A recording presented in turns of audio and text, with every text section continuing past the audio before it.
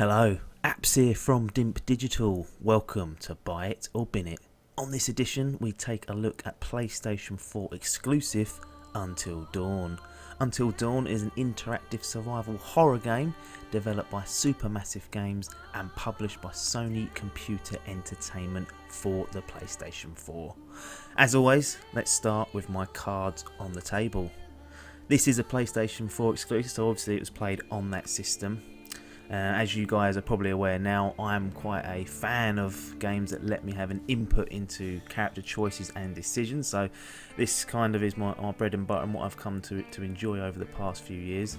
Lastly, I didn't pay for this. This was actually lent to me by a mate. I was planning to buy it after the rush, but there was an opportunity to borrow it, so I did. I took the opportunity, played through it and managed to borrow it, so it's important that I call that out to you guys because I didn't actually have any monetary input into this game at all. So let's set the scene for Until Dawn. As I said, it's an interactive drama, so you think your Telltale games or the brilliant Life is Strange. However, the twist with Until Dawn is that it's set within the survivor horror genre, so it's quite a fresh approach to this type of video game. You've got 8 teenagers that all head off to a secluded winter lodge for their annual getaway, and it's not long before something sinister appears to be happening and they realise that they are not alone. You do get to control all 8 of these characters and their fate is literally in your hands. Your choices will directly influence who survives and who dies. If you do well, then everyone can survive. However, if you do badly, then every single one of these characters can end up dead. That is fantastic because it will not keep a certain character alive just so you can progress the narrative, and your mistakes could potentially cost everyone. And I think it's great that they've let Until Dawn be that open and allow you to complete the game with everyone being completely obliterated. It's a great twist. Usually 1 or 2 characters will need to survive, like the important ones, but in this one they can all end up dead, so everyone's at risk. Speaking of the characters, they are your classic annoying teenagers that you've seen 1,000 times in the horror movies if you've gone to watch any of them.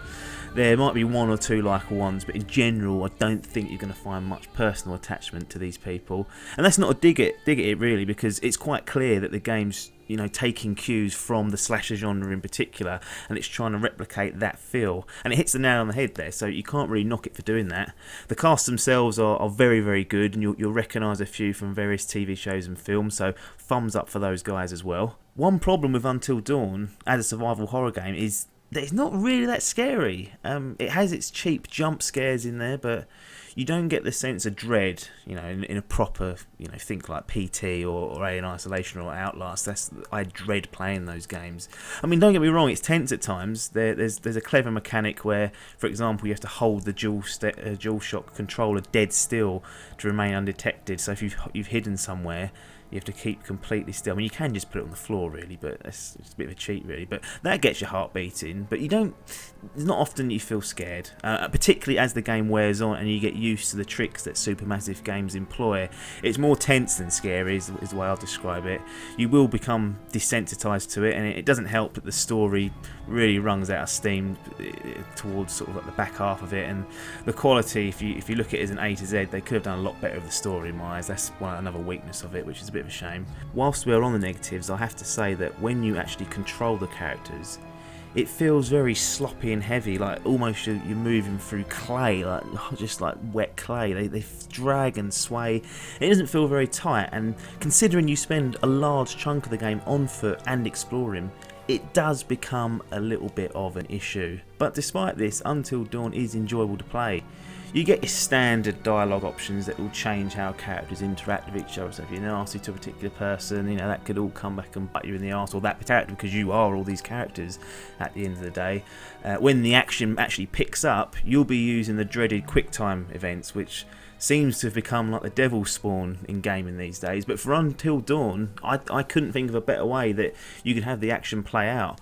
You're under time pressure, you're scrambling, and you've got to get your button inputs correct. This instills a sense of panic that you want in these games. You do feel in danger, and especially because literally one wrong choice or one wrong input can lead to a death of a character. I had it happen twice to 2 of my favourites, 2 of the only ones I did like, and it was just a mistake on my part, and that's it, they were gone. And also all the stupid shitty decisions that you see characters make in the horror films, I was doing it. I was making the same mistakes. I was hiding under a bed when there was just in a room. I was like, what am I doing? And it's just because the stakes are so high and you're constantly under pressure when these parts of the game are engaged. I don't think I'll ever question a film or a TV character's decision making after the amount of blunders I made during Until Dawn. It really nails that part of the game very, very well indeed. In terms of its presentation, Until Dawn looks great in some aspects. Like when you have a nice long wide shot and your character's walking through the snow, you can see the light from their torch. It's beautiful. But when you get up close and personal, it doesn't look quite as impressive. The design of the environment fits the bill. I mean, it's dark, it's creepy, and the score that accompanies the game does a great job of reacting to your actions within the game. Once again, they've gone for this certain kind of horror slasher style and they've pulled it off, so no complaints there. It's got a few cool features as well that I have to mention. One is called the cheap shot. So if you are one of the 3 people like me that own a PlayStation camera, you can connect this up and it will record your reaction to some of the jump scares throughout the game. It doesn't serve any purpose really, but it's a nice feature to have, and just for comedy purposes, going back and looking at yourself, I've run a few in the background there and you can see me shitting my pants during certain parts of it.